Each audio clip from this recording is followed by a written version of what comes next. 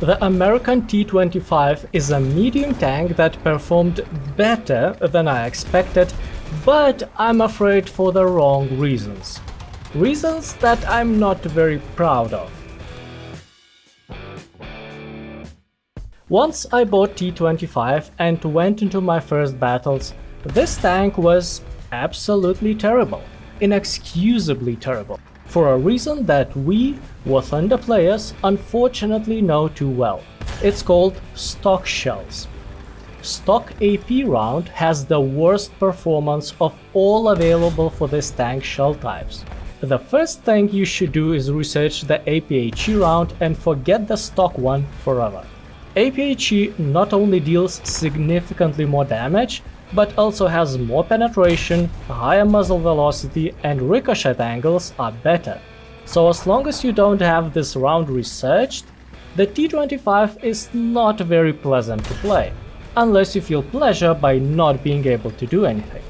Luckily, APHE round is located in the first tier of modifications, so it will take just a few games full of suffering until you can start playing T25 as intended, and the intention is to one-shot everyone on the enemy team. Most of the time there were no problems to penetrate enemies of similar battle rating. Pretty much all opponents had weak spots that I could penetrate with APHE rounds even frontally. Though occasionally, but not too often, when up-tiered I've met heavy tanks that were tough, to say the least.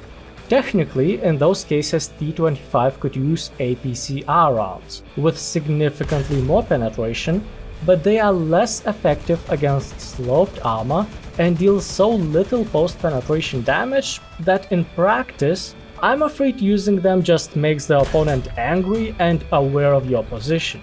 So when up-tiered and facing frontally impenetrable heavy tanks, I preferred to drive around and flank them for an instant kill with APHE instead of engaging with APCR that would probably require quite a lot of penetrations until all of the enemy crew is knocked out.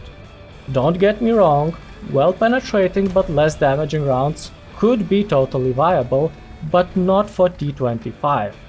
Because of its relatively long reload.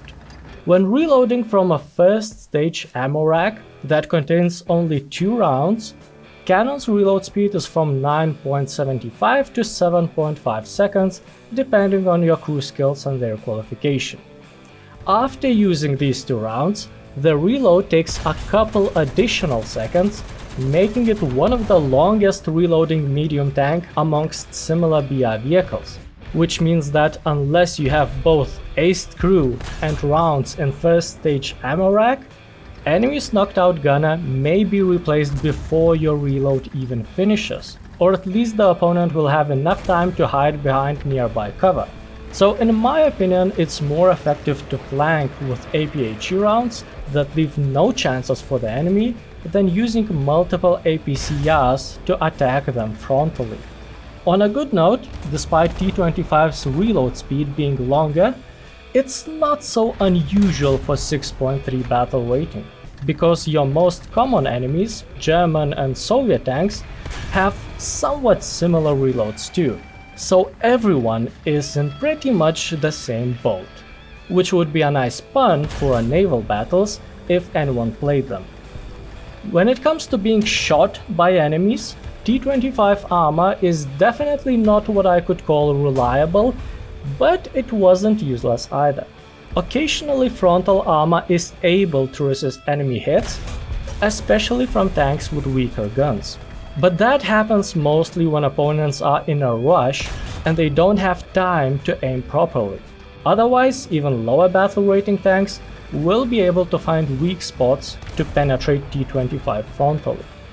What I liked about this tank's protection is that armor plates are focused in front of the vehicle, and I'm not only talking about sloped frontal armor and relatively thick gun mantlet, but even side plates are thicker in front, which makes it very handy when peeking around the corner. If you angle the hull correctly, this vehicle may be quite difficult to damage with weaker guns. Survivability after being penetrated wasn't very good. Most enemies at similar battle ratings will also use APHE rounds, so all 5 crew members that are located so close to each other usually go to heavens all at once.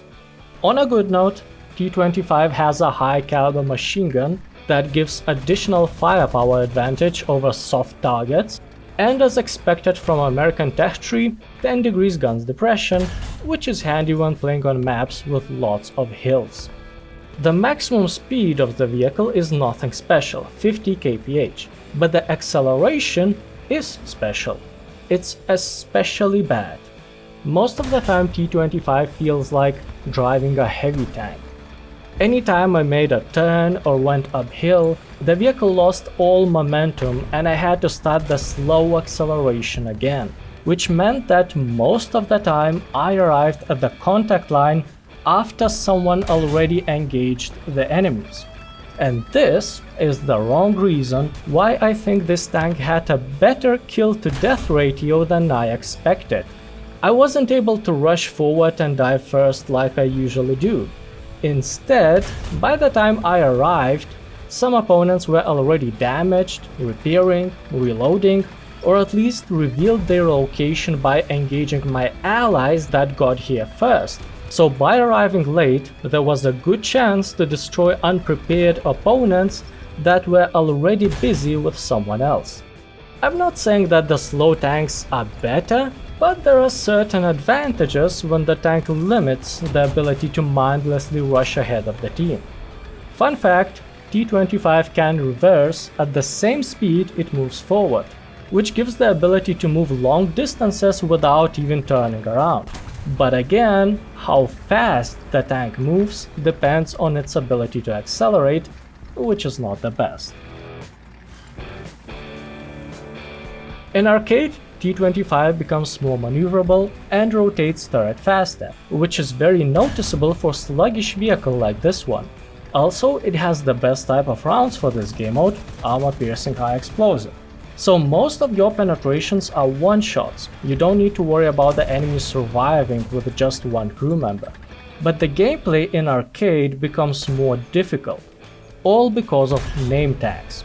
Opponents were aware of me and turned their frontal armor towards me more often, and engagement range also increased since the name tags can be seen from a long distance. Both of these things make it more difficult to damage opponents, since rounds lose kinetic energy over distance, making it impossible to penetrate certain tanks frontally. Even the penetration indicator doesn't help much. I was still trying to flank when possible, but it's much more difficult to do in this game mode. Additionally, I felt like I was firing the cannon more often in arcade, which led to the first stage ammo rack being empty more frequently, and I had to deal with longer reloads than my opponents. The T25 is still suitable for arcade, but I would prefer something with a better cannon. While resultativity with T25 was quite good in terms of kills to death ratio, at least part of such resultativity I would attribute to tank's slowness. But in general, T25 is not a bad tank. It's pretty much like most medium tanks of similar battle rating in all nations, just slower, and the reload becomes longer if you shoot 3 rounds without delay. But instead it has somewhat okay protection. I would rate T25 $7 on top of the turret out of 10. It's a decent medium tank, but a little too slow for my taste.